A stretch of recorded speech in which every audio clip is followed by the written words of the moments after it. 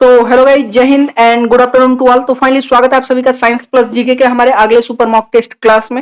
एक बार फिर से देखो, मैं आपको बता देता हूँ, यहाँ से अगर आप क्वेश्चंस कर लेते हो तो 15 में 15 आपको लाने में कोई नहीं रोक सकता है, साइंस और जीके मिला करके। ये सारे के सारे क्वेश्चन जो भी मैं आपको पहले क्लास से करा रहा हूँ, सब आपके प्रीवियस एग्जाम्स पे पूछे गए क्वेश्चन, ये सबके सब आपके प्रीवियस एग्जाम पे जो है आधारित है। एक भी क्वेश्चन आपको छोड़ना नहीं है, मेरे साथ साथ जो है जितने भी क्वेश्चन मैं करा रहा हूँ एग्जाम तक पूरा कर लीजिए और महापीडीएफ 2.0 का जो है सारा साइंस पढ़ लीजिए। तो आ जाइए, देर ना करते हुए शुरुआत करते हैं आज के हमारे क्लास का। फटाफट क्लास को लाइक और शेयर कर दीजिएगा और चैनल पे नए तो चैनल को सब्सक्राइब कर लीजिएगा। एग्जाम डेट एक बार फिर से बता देता हूँ, एग्जाम डेट मैंने कंफर्म कर दिया है, 25 मार्च से आपका पेपर होगा। ठीक है, आगे बढ़ते हैं। अब देखो, कोस्ट गार्ड के लिए आप बुक पूछ रहे थे, सर कोई अच्छी बुक बता दीजिए जिससे तैयारी की जा सके। तो कोस्ट गार्ड डीवीजीडी एग्जाम 2023 के लिए ये चाक्षु पब्लिकेशन की एक बुक है जो आपके लिए बेस्ट है वर्तमान में। देखो, सेक्शन 1 की अगर मैं बात कर लूं, पांचों सब्जेक्ट से रिलेटेड आपको डिटेल नोट्स मिल रहे हैं और साथ ही में 3000 प्लस जो है बहुविकल्पीय यानी एमसीक्यू क्वेश्चन मिल रहे हैं। ठीक है, प्रीवियस एग्जाम पे जो कि ये सारे के सारे क्वेश्चन आधारित हैं। साथ ही में इसमें करंट अफेयर्स जो 1-2 नंबर का आपका जीके में आता है वो भी आपको यहीं पे कवर करने को मिल जाएगा। ठीक है, तो फटाफट देखो, ये आपके फ्लिपकार्ट और अमेजन दोनों जगह पे अवेलेबल है। डिस्क्रिप्शन में मैंने लिंक डाल दिया है, आप जाकर के घर बैठे मंगा करके अच्छी से अच्छी तैयारी कर सकते हो। ठीक है, फटाफट जाइए, ऑर्डर कीजिए बुक को, घर बैठे मंगाइए और अपनी तैयारी बेहतर करिए। आ जाइए, आगे बढ़ते हैं अपने पहले क्वेश्चन के साथ में, जो कि हमारा क्वेश्चन फॉर यू है, प्रीवियस क्लास का क्वेश्चन है। ध्यान से करिए, जीके का जो मैंने क्वेश्चन करा दिया था आपको होमवर्क के तौर पे। क्वेश्चन क्या था, who among the following wrote the famous poem Sarfaroshi ki Tamanna अब हमारे दिल में है, देखना है जोरी कितना बाजुए कातिल में है। लगभग केवल 2-4 कैंडिडेट ने इसका सही आंसर दिया था। ठीक है, इसका सही आंसर मैं आपको बता देता हूँ, ये एग्जाम में भी आ चुका है। सरफरोश की तमन्ना पूछा है, ये जो पोएम है, फेमस पोएम है, इसको किसने लिखा था? बिस्मिल्लाह अजीमाबादी ने लिखा था। ठीक है, याद रहेगा, बिस्मिल्लाह अजीमाबादी ने। ठीक है, तो ऑप्शन नंबर ए आपका सी हो जाएगा, बिस्मिल्लाह अजीमाबादी। नेक्स्ट क्वेश्चन करते हैं, थ्रू आउट विच इक्विपमेंट। देखो, ये पहला क्वेश्चन आपका जो है हमारे इस क्लास का क्वेश्चन नंबर जो है पहला है, क्लास 12 का, हमारे सुपर मॉक टेस्ट 12 का पहला क्वेश्चन क्या कह रहा है, ध्यान से करिएगा। ठीक है, ये सारे क्वेश्चन पूछे गए हैं, एक बार फिर से मैं बता रहा हूँ। Through which equipment human hearts beats are recorded and detected via graphics. कह रहा है कि इनमें से कौन सा इक्विपमेंट जो है इस्तेमाल करके ह्यूमन हार्ट बीट्स को रिकॉर्ड किया जाता है और डिटेक्ट किया जाता है ग्राफिक्स के जो है माध्यम से। ठीक है, तो मानव के हृदय की धड़कन को किस उपकरण के माध्यम से, ग्राफिक्स के माध्यम से रिकॉर्ड और किया जाता है और पता लगाया जाता है? बैरोग्राफ, क्रिस्कोग्राफ, कोमोग्राफ या फिर कार्डियोग्राफ? तो सही आंसर क्या होगा? दैट विल बी कार्डियोग्राफ से। ठीक है, याद रहेगा, ऑप्शन नंबर ए आपका करेक्ट हो जाएगा। अगला क्वेश्चन देखते हैं, कह रहा है what happens to the resistance of a wire when its cross section area is doubled. याद रखो, जब क्रॉस सेक्शन बढ़ा रहे हो तो क्या होगा? रेजिस्टेंस घटेगा भाई, मैंने अभी उसी दिन पढ़ाया था। ठीक है, क्या होगा? रेजिस्टेंस घटेगा। What happens to the resistance of a wire when its cross section is doubled. सीधा जब डबल होगा तो वो क्या हो जाएगा बताइए? आधा हो जाएगा, बिकम हाफ हो जाएगा। ठीक है, वो डबल हो रहा है तो रेजिस्टेंस आधा हो जाएगा। ठीक है, ऑप्शन नंबर बी आपका करेक्ट हो जाएगा। ठीक है, अगला क्वेश्चन करते हैं, the value of escape velocity. याद रखो, मून सरफेस पे। अब देखो, ये शानदार क्वेश्चन है क्योंकि यहाँ पे जैसे मैंने आपको बताया था 11.2 यहाँ पे जो है 2 किलोमीटर पर सेकेंड वाला, ये अर्थ का एस्केप वेलोसिटी है। मतलब अगर किसी चीज को 11.2 किलोमीटर पर सेकेंड की स्पीड से अगर फेंका जाए ना, तो यहाँ पे न्यूटन की भी थ्योरी गलत साबित हो जाएगी। वो चीज क्या होगी? ग्रेविटी से सीधे बाहर निकल जाएगी। ठीक है, और सीधे जाकर के वो स्पेस में वो चीज चली जाएगी। ठीक है, नीचे नहीं आएगी। तो ये इसको बोलते हैं स्केप वेलोसिटी। ये जो वैल्यू है ये अर्थ की यानी हमारी पृथ्वी की ये स्केप वेलोसिटी है। अब एक बात बताओ, अगर चंद्रमा पे 1/6 मतलब हमारे जो है ग्रेविटी के मात्र 1/6 ग्रेविटी है, इसका मतलब ये हुआ कि उसका स्केप वेलोसिटी तो और भी कम होगा, मतलब चंद्रमा से तो बेहद कम होगा। उसका 1/6 कर लो, कितना होगा बताइए? That will be 2.4 kilometre per second. ठीक है, याद रहेगा, 2.4 किलोमीटर पर सेकेंड आपका हो जाएगा। ठीक है, ये सही होगा। तो मून सरफेस का स्केप वेलोसिटी याद रखना, चंद्रमा का याद रखना और अर्थ का तो हमेशा याद रखना ही पड़ेगा। जो ये आपके रॉकेट वगैरह है ना, ये इसी स्पीड से लॉन्च किए जाते हैं। ठीक है, इसके वेलोसिटी के स्पीड से। अगला क्वेश्चन देखते हैं, विच वन ऑफ द फॉलोइंग, और ये क्वेश्चन इसके वेलोसिटी वाला बार बार पूछता है। ठीक है, विच one of the following planet has the maximum value of इसके वेलोसिटी। यहाँ पे अब देखो, फिर इसके वेलोसिटी से ही रिलेटेड क्वेश्चन है, कि किस ग्रह का जो है इसके वेलोसिटी सबसे अधिक होता है। ठीक है, वेनस, जुपिटर, मार्स, मरकरी। देखो मैं सबका पारी पारी बता देता हूँ, मतलब एक एक करके मैं सबका जो है इसके वेलोसिटी बताता हूँ।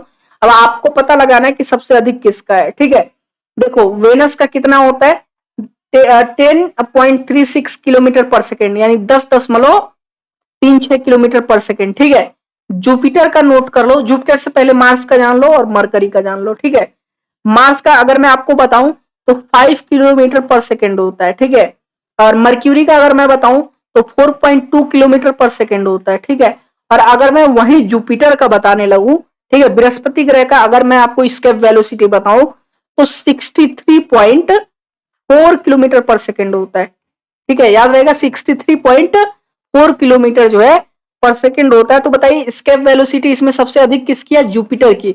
अब एक चीज और है, अगर जुपिटर की स्केप वेलोसिटी यहाँ पे सबसे अधिक है तो इसका मतलब ये हुआ कि ग्रेविटी वहां पे पृथ्वी से भी जो है क्या होगी, कई गुना अधिक होगी।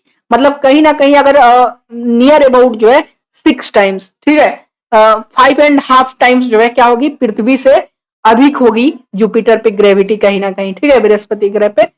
नेक्स्ट क्वेश्चन करते हैं। और सबसे अधिक का जो है तो ग्रेविटी मतलब मैक्सिमम किस ग्रह की, ये इसके वेलोसिटी है, याद रखिएगा 63.4 kilometre per second, that is of Jupiter.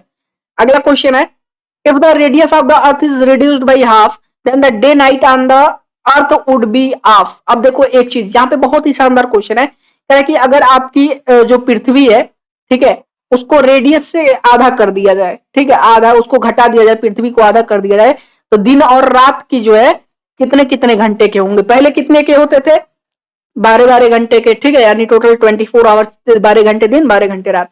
और जब रेडियस आधा कर दोगे, ठीक है, पहले से रिड्यूस कर दिया, हाफ कर दिया, तो 6 घंटे का हो जाएगा ना, 6 घंटे दिन और 6 घंटे रात। एक चीज इसमें और मैं आपको बताता हूँ, देखो जब अर्थ को कंट्रैक्ट किया जाएगा, ठीक है, मतलब रिड्यूस किया जाएगा, दबाया जाएगा उसके आधा करने पे, ठीक है, मतलब आधा जैसे उसके रेडियस से जब आधा करोगे ना, सारी चीजें चेंज हो गई, लेकिन मास कांस्टेंट रहेगा। मैं हमेशा कहता हूं मास चेंज नहीं होता है, ये चीज याद रखना। ठीक है, तो मास से रिलेटेड कभी भी कोई क्वेश्चन पूछता है तो मास कभी चेंज नहीं होता है, ग्रेविटी का उस पर कोई इफेक्ट नहीं पड़ता है। अब तो ऑप्शन नंबर ए आपका करेक्ट हो जाएगा, अगर रेडियस से अर्थ को आधा कर दिया जाए। ठीक है, तो अर्थ पे जो है दिन और रात के जो है वो कितने घंटे घंटे हो जाएंगे, 6 घंटे दिन 6 घंटे रात। नेक्स्ट क्वेश्चन करते हैं, the largest satellite of the planet Jupiter is. अब ये शानदार क्वेश्चन है, कह रहा है जुपिटर यानी बृहस्पति ग्रह का सबसे बड़ा उपग्रह कौन सा है, गैनामेडा, यूरोपा, कैलिस्टो या नन ऑफ दी अबव। देखो यहाँ पे गैनेमेड जो है ये आपके जुपिटर का सबसे लार्जेस्ट सैटेलाइट है, याद रहेगा गैनेमेड। ठीक है, याद रखिएगा गैनीमेड जो है ये आपके जुपिटर यानी बृहस्पति ग्रह का सबसे लार्जेस्ट सैटेलाइट। अगला question, the planet whose density is less than water and on keeping in the water it will start to float. अच्छा मैं आपको बार बार बताता हूं कि अगर किसी चीज की डेंसिटी किसी दूसरे चीज से कम है तो वो जिसकी डेंसिटी कम है ना, ज्यादा डेंसिटी वाली चीज पे क्या होगी, फ्लोट करेगी। ठीक है, अब एक चीज देखो, डेंसिटी किस में मापते हैं ये आपको पता होनी चाहिए। इसमें मापते हैं ग्राम क्यूबिक सेंटीमीटर में मापते हैं, है ना, ग्राम क्यूबिक सेंटीमीटर में जो है क्या है, डेंसिटी मापते हैं। अब यहाँ पे कह रहे हैं कौन सा ऐसा ग्रह है जिसको अगर पानी में रख दिया जाए, मतलब उसकी डेंसिटी पानी से भी कम है, अगर पानी में रख दिया जाए तो वो फ्लोट होने लगेगा। ठीक है, मतलब तैरने लगेगा।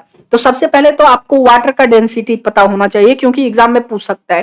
तो वाटर की डेंसिटी कितनी होती है, 1 ग्राम सेंटीमीटर क्यूब। ठीक है, ग्राम सेंटीमीटर मतलब मैंने बताया क्यूबिक सेंटीमीटर होता है ना, सेंटीमीटर क्यूब। ठीक है, तो 1 ग्राम सेंटीमीटर क्यूब ये आपके वाटर की डेंसिटी है। अब जो इसमें से जिस ग्रह की बात हो रही है वो कौन सा ग्रह है, सैटर्न है, शनि ग्रह। देखो शनि ग्रह का जो आपका ये होता है डेंसिटी होता है वो कितना होता है, 0.69 ग्राम सेंटीमीटर क्यूब।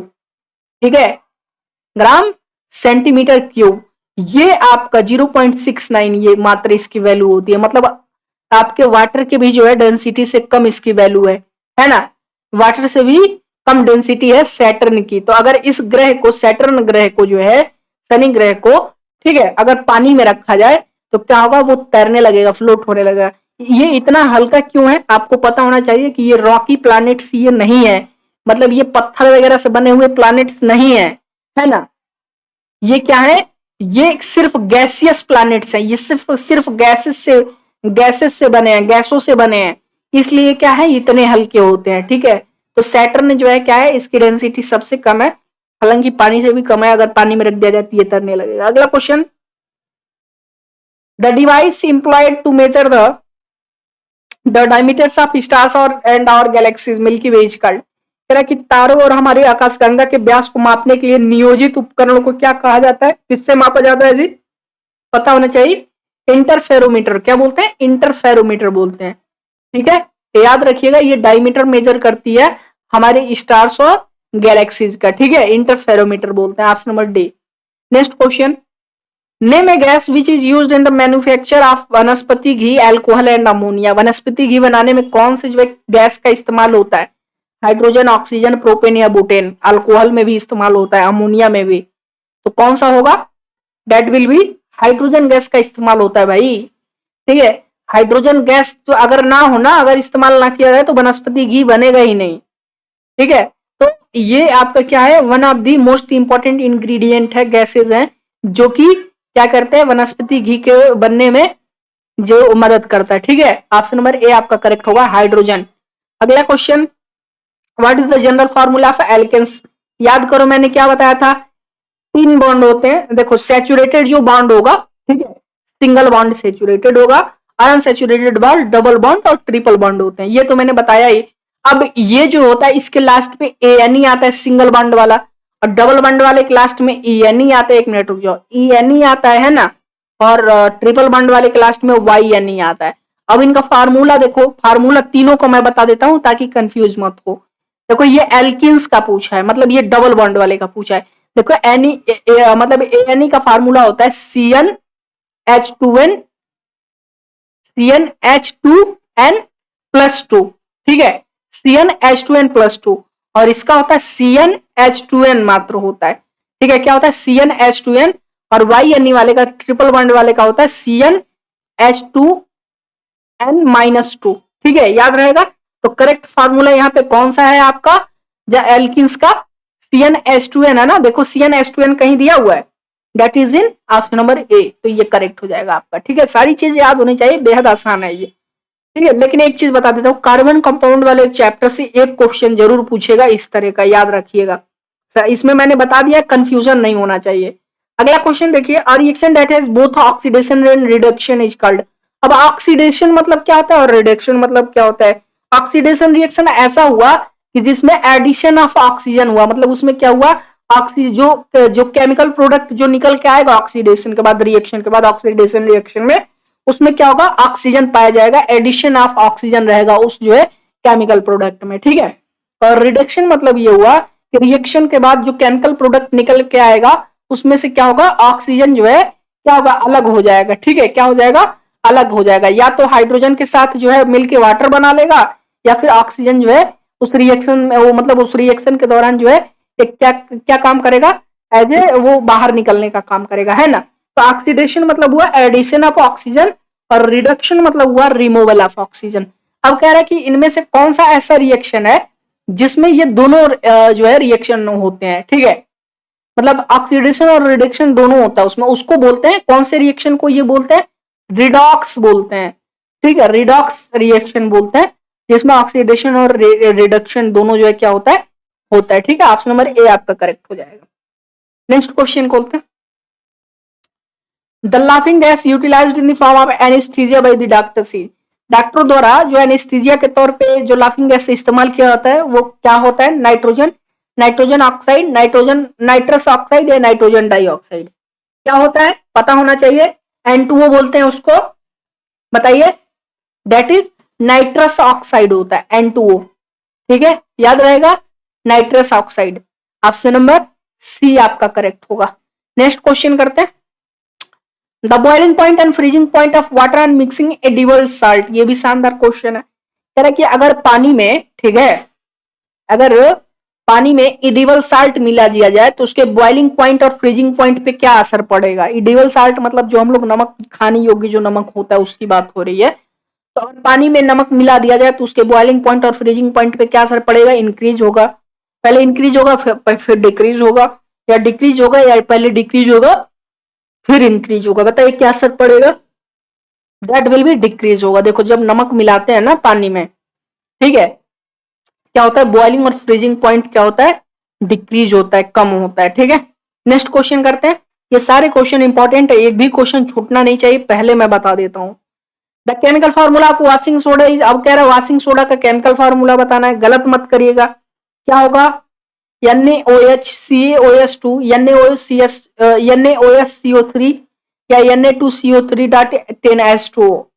बताइए, दैट इज, इसको क्या बोलते हैं वॉशिंग सोडा को?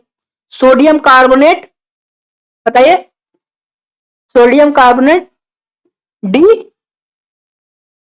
हाइड्रेट। ठीक है, याद रखिएगा, सोडियम कार्बोनेट डेका हाइड्रेट बोलते हैं। ठीक है, sodium carbonate Deka hydrate, that is Na2CO3.10H2। ठीक है, याद रहेगा, Na2CO3.10H2O, ये आपका वॉशिंग सोडा का फॉर्मूला है, बोलते हैं सोडियम कार्बोनेट डेकाहाइड्रेट। ठीक है, next question, the chemical formula of plaster of Paris. अब याद करो यार, प्लास्टर ऑफ पेरिस में बार बार आपको करा चुका हूं, है ना, तो गलत मत करिएगा। बताइए, यूपी का पूछ रहा है, देखो बार बार CaSO4.12H2O है, CaSO4.12H2O, ये तो आपका प्लास्टर ऑफ पेरिस का फार्मूला हो गया, इससे पहले भी मैं करा चुका हूं। और अगर यही CaSO4.2H2O हो जाता तो इसको क्या बोलते, जिप्सम बोलते। जिप्सम से ही तो प्लास्टर ऑफ पेरिस बनता है ना, पीओपी इसी से तो बनता है। तो CaSO4.4 अगर 2H2O होता तो ये क्या हो जाता, जिप्सम हो जाता। और अगर आपसे प्लास्टर ऑफ पेरिस पूछा है तो फार्मूला सेम रहेगा, बस इसको हाफ H2O कर देना। ठीक है, तो ऑप्शन नंबर इसमें कहा मिल रहा है, ऑप्शन नंबर बी में, CaSO4.12H2O। नेक्स्ट क्वेश्चन, ये शानदार क्वेश्चन है, यहां से आपका जीके शुरू होता है, गलत मत करिएगा। ठीक है, जीके के जितने भी क्वेश्चंस मिल रहे हैं एग्जाम तक कर लीजिए, एक भी क्वेश्चन एग्जाम में छोड़ के नहीं आओगे, जीके में 5 में 5 पूरा करके आओगे। अब देखो 5 में 5 अगर नहीं भी करोगे, एक नंबर करंट अफेयर्स अगर इधर उधर से पूछ देता है, वैसे अगर करंट अफेयर्स भी मैं कराऊंगा, एक क्विज में कराता हूँ टेलीग्राम पे, तो 5 में 4 तो मतलब 4 तो कोई रोक नहीं सकता, जीके में 4 नंबर तो यही इसी क्लास से लेकर के आओगे। ठीक है, और एक चीज और बता देता हूँ, डेली रात को 8 बजे क्विज होता है टेलीग्राम चैनल पे, क्विज नहीं अटेंड करते हो तो वो आपकी गलती है, या तो टेलीग्राम चैनल पे स्टैंड अप क्लासेस सर्च करके चैनल ज्वाइन कर लो, या फिर टेलीग्राम चैनल का लिंक है डिस्क्रिप्शन में, वहां से जाकर के ज्वाइन कर लो। और डेली रात को 8 बजे तक एग्जाम तक जो है, एग्जाम होने तक डेली क्विज दो। ठीक है, हर सब्जेक्ट का टाइम मैनेजमेंट करना बहुत ही इंपॉर्टेंट चीज है। The largest tribe of Jharkhand state, Jharkhand राज्य का सबसे बड़ा जो है जनजाति पूछ रहा है, कौन सा है, ओरान, मुंडा, हो या संथल, कौन सा है, दैट इज संथल। ठीक है, याद रखिएगा, संथाल जो है झारखंड का सबसे बड़ा क्या है, जनजाति है। अगला question, Kanpur is famous for, Kanpur किसके लिए फेमस है, अरे लेदर इंडस्ट्री के लिए फेमस है भाई, चमड़ा उद्योग के लिए फेमस है। ठीक है, कानपुर, ऑप्शन भी आपका करेक्ट हो जाएगा। अगला question, which is the first national park of India, ये शानदार क्वेश्चन है, ये पूछने लायक क्वेश्चन है जो यहाँ पे पूछा गया है। भारत का पहला राष्ट्रीय उद्यान पूछ रहा है। ठीक है, Kanha national park, Dudhwa national park, Rajaji national park या Corbett national park. So that is, बताइए, कॉर्बेट नेशनल पार्क जो है ये भारत का पहला नेशनल पार्क है, याद रखिएगा, Corbett national park is the first national park of India. अगला क्वेश्चन, India does not share an international land border with which of the following country, Pakistan, Nepal, Bangladesh. देखो पाकिस्तान, नेपाल और बांग्लादेश के साथ ये लैंड बॉर्डर शेयर करता है, लेकिन श्रीलंका के साथ लैंड बॉर्डर थोड़ी शेयर करता है इंडिया, सी बॉर्डर शेयर करता है ना, समुद्री बॉर्डर शेयर करता है। ठीक है, लैंड बॉर्डर नहीं, लैंड बॉर्डर मतलब जो है ये थल सीमा नहीं लगता है, जल सीमा लगता है। ठीक है, याद रखिएगा, ऑप्शन सी आपका करेक्ट होगा। अगला क्वेश्चन एग्जाम में सब पूछा जाता है। अब लॉन्गेस्ट नेशनल हाईवे पूछ रहा है। ठीक है, वाटरवे, लॉन्गेस्ट नेशनल वाटरवे पूछ रहा है, सबसे लंबा, तो नेशनल वाटरवे फर्स्ट को ही जो है ये सबसे लॉन्गेस्ट नेशनल वाटरवे है। ठीक है, याद रखिएगा, नेशनल वाटरवे फर्स्ट ही जो है क्या है आपका, ये सबसे लॉन्गेस्ट नेशनल वाटर है। कहां से कहां तक है, प्रयागराज से लेकर के हल्दिया वेस्ट बंगाल तक। ठीक है, याद रखिएगा, कभी कभी ये भी ये भी पूछता है कहां से कहां तक है, तो प्रयागराज से हल्दिया तक नेशनल वाटरवे सबसे लॉन्गेस्ट नेशनल वाटरवे है। कह रहा है who was the first women chief minister of Uttar Pradesh. ये तो केबीसी में भी ये क्वेश्चन पूछ चुका है, पोस्ट कार्ड में भी बार बार पूछता है। तो first women chief minister of Uttar Pradesh Annie Besant, M S Mayawati, सुरसती मायावती बोलते हैं, विजय लक्ष्मी पंडित, या जो है सुचिता कृपलानी। कौन थी बताइए? शिवाज सुचिता कृपलानी। ठीक है, याद रखिएगा, एग्जाम में पूछता है। ठीक है, सुचिता कृपलानी जो है उत्तर प्रदेश की क्या थी? First women chief minister. अगला क्वेश्चन, तो इसका सही आंसर क्या हो जाएगा? Option number D. Next question देखिए, what was the Harappan civilisation. अब जो हड़प्पा की सभ्यता थी वो किस युग की पूछ रहा है। ठीक है, तो हड़प्पा की सभ्यता को किस नाम से जानते हैं? ब्रॉन्ज एज, या नियोलिथिक एज, या पैलियोलिथिक एज, या फिर आयरन एज। इसको कांस्य युग के नाम से जानते हैं, ब्रॉन्ज एज बोलते हैं। याद रहेगा, किस नाम से जानते हैं? ब्रॉन्ज एज बोलते हैं। हड़प्पन सिविलाइजेशन को बाबू ब्रॉन्ज एज बोलते हैं। ठीक है, ऑप्शन नंबर ए आपका करेक्ट होगा, एग्जाम में पूछा गया। अगला क्वेश्चन, द सत्यमेव जयते इनक्राफ्टेड ऑन द इंडियन एम्ब्लेम पे जो सत्यमेव जयते लिखा गया है, ठीक है, भारतीय प्रतीक पे उत्कीर्ण जो सत्यमेव जयते शब्द है, ये किससे लिया गया है? एग्जाम में पूछता है बार बार यार। ऋग्वेद से, मत्स्य पुराण से, भागवत गीता, या मुंडकोपनिषद से? मुंडकोपनिषद से लिया गया है ना। नाम पढ़ते ही, क्वेश्चन पढ़ते ही तुरंत दिमाग पे स्ट्राइक होता है आंसर। ऑप्शन नंबर डी आपका करेक्ट होगा। अगला question, the following is the tallest temple among all medieval Indian temples. ये याद रखिएगा, कह रहा है कि निम्नलिखित के जितने भी मध्यकालीन भारत में जो मंदिर बने थे, ठीक है, ये मध्यकालीन भारतीय मंदिरों में सबसे ऊंचा मंदिर है। कैलाश टेम्पल एलोरा का, सन टेम्पल कोणार्क का, या नीलकंठेश्वर टेम्पल उदयपुर का, या बृहदेश्वर टेम्पल तंजौर का। ये कौन सा है? बृहदेश्वर टेम्पल है, पहले भी मैं करा चुका हूँ, एग्जाम में भी ये बार बार पूछा जाता है। ठीक है, तो बृहदेश्वर मंदिर जो तंजौर का है, ये आपके मध्यकालीन के समय का जो है, मध्यकालीन भारत का सबसे ऊंचा मंदिर है। नेक्स्ट क्वेश्चन करते हैं, विच one of the following rulers established the famous Vikramshila university. बौद्धों के लिए जो है किस राजा ने बनवाया था, किस शासक ने जो है इसकी स्थापना करवाई थी? महिपाल, देवपाल, गोपाल, या धर्मपाल। कौन था? He was Dharmpal. Option number D आपका करेक्ट होगा। कौन था वो? धर्मपाल। अगला question, who among the following wrote Prithviraj Raso. ओहो, जानदार क्वेश्चन है ये, एग्जाम में पूछा गया पिछली बार भी कोस्ट गार्ड में, और बार बार पूछा जाता है। पृथ्वीराज रासो किसने लिखा था? भवभूति, जयदेव, चंद्रबरदाई, या बाणभट्ट। कौन थे? चंद्रबरदाई ने लिखा है। ठीक है, ऑप्शन नंबर सी आपका करेक्ट होगा। नाम पढ़ते ही मैंने आपको बताया ना आंसर, मतलब आपने क्वेश्चन देखा, आपके दिमाग में तुरंत स्ट्राइक हुआ। अगला question, which Portuguese leader started blue water policy. अब देखो, ब्लू वाटर पॉलिसी मैंने आपको पहले बहुत बार इसके बारे में डिटेल में बता चुका हूं, तो यहाँ पे उम्मीद मत करना कि अब डिटेल में बताऊंगा अभी। ठीक है, फिलहाल क्लास लंबा हो जाएगा। तो ब्लू वाटर पॉलिसी जो है किस पोर्तुगीज लीडर ने शुरू किया था? Francisco de Almora, Alphonsa D अल्ब्यूरोक्यू, अल्बुरकर बोलते हैं, फ्रांसिसिस कैरन, फ्रांसिसिस मार्टिन। किसने शुरू किया था? फ्रांसिस्को डी अल्मोड़ा ने। ठीक है, याद रखिएगा, फ्रांसिस्को डी अल्मोड़ा ने, ये जो पोर्तुगीज लीडर था, ठीक है, याद रखिएगा, ब्लू वाटर पॉलिसी जो है इसी ने शुरू की थी। और आपको याद होना चाहिए कि अगर कोई विदेशी मतलब जो है शासन करने के लिए जो है भारत अगर कोई आया था, सबसे पहले पोर्तुगीज ही भारत आए थे। ठीक है, याद रखिएगा, सबसे पहले पुर्तगाली जो है भारत आए हुए थे। ठीक ना, और समथिंग समथिंग 1504 वगैरह में ये ब्लू वाटर पॉलिसी ऐसे कुछ में हुई थी। ठीक है, तो ब्लू वाटर पॉलिसी के बारे में मैंने बताया भी आपको था। बहुत ही ये मतलब ये समझ लो ना, उस समय बहुत ही दंगा फसाद हुए थे ब्लू वाटर पॉलिसी को लेकर के। ठीक ना, तो Francisco de Almeida. Next question, who presided over the Belgaum session of the Indian National Congress in 1924। शानदार क्वेश्चन। अब देखो ये 1924 वाला बेलगांव सेशन क्यों पूछता है, ये इंपॉर्टेंट इसलिए है क्योंकि ये एकमात्र ऐसा जो है भारतीय राष्ट्रीय कांग्रेस का सत्र था जिसकी अध्यक्षता महात्मा गांधी ने की थी। ठीक है, एकमात्र ऐसा है।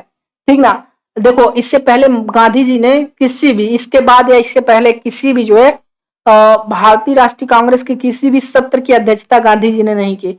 हालांकि 1900, ठीक है, समथिंग समथिंग 1901 में ऐसे में समथिंग में क्या हुआ था कि ये एज ए मतलब उसमें शामिल हुए थे, इनके सत्र में जो है कांग्रेस, भारतीय राष्ट्रीय कांग्रेस के सत्र में एक बार शामिल हुए थे। ठीक है, लेकिन अध्यक्ष के तौर पे नहीं, बस वैसे ही।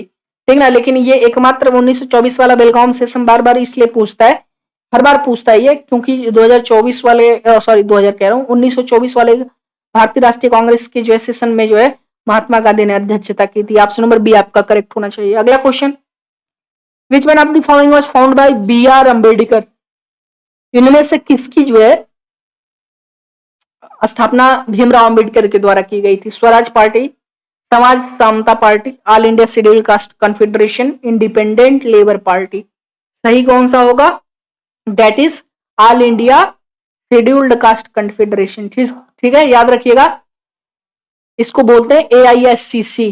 ठीक है, AISCC बोलते हैं। इसका फाउंडेशन किया गया था बी आर अम्बेडकर के द्वारा, all India scheduled caste confederation. ठीक है, ऑप्शन नंबर सी आपका करेक्ट होगा। अगला question, after living the Congress in 1939 Subhash Chandra Bose formed his on party which was named. ये भी शानदार क्वेश्चन है। ठीक है, कह रहा है कि 1939 में 1939 में जब सुभाष चंद्र बोस ने कांग्रेस छोड़ा, ठीक है, तो उन्होंने अपनी खुद की एक पार्टी बनाई थी। पार्टी का नाम बताना है, socialist block, revolutionary socialist block, forward block या सोशलिस्ट कांग्रेस ब्लॉक। अरे फॉरवर्ड ब्लॉक था ना, याद करो, एग्जाम में पूछा जाता है।